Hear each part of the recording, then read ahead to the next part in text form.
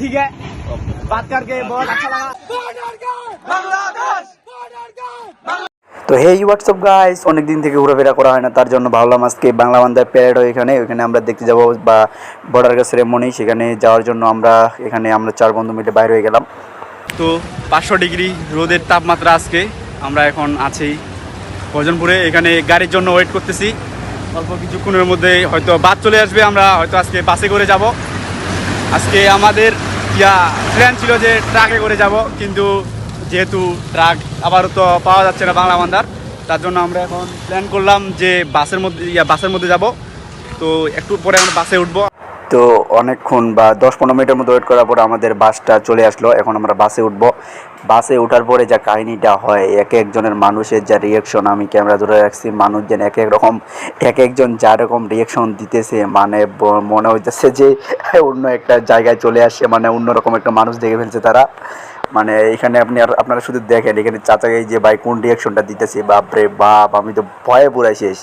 এখানে আবার চাচার রিয়াকশনটা দেখেন, বলতেছে এটা আসছে কই থেকে এরা।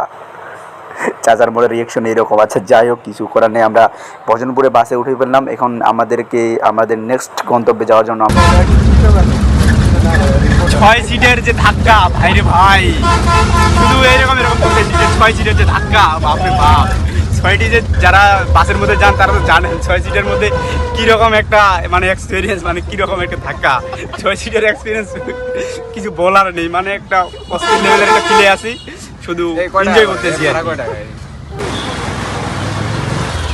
তো আমরা এখন আছি তেঁতুলিয়ায় আসলাম। এখানে আমাদের যেহেতু গাড়িটা বাংলা বান্ধাতে 15 মিনিট লেট হবে, তার জন্য আমরা এখানে গাড়ি চেঞ্জ করে ফেললাম। আমরা এখন আবার উঠবো। এই যে আমাদের গাড়িটা ছাড়ে দিচ্ছে, আমাদের উঠার লাগবে।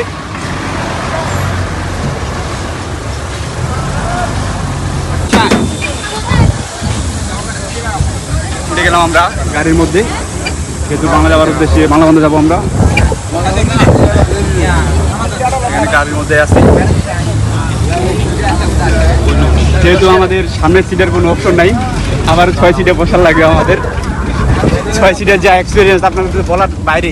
6 সিটে বসে তো শুধু ঝাঁকি আর ঝাঁকি, কিছু বলার নেই।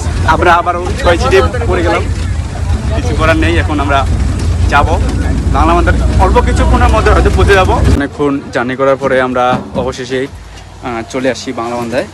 এখন আমরা বাস থেকে নামবো। প্রায় দীর্ঘ 1 ঘন্টার মতো জার্নি করলাম, আমরা অবশেষে বাংলা বান্ধায় পৌঁছেছি। এখন আমরা মূলত বাংলা বান্ধার আসার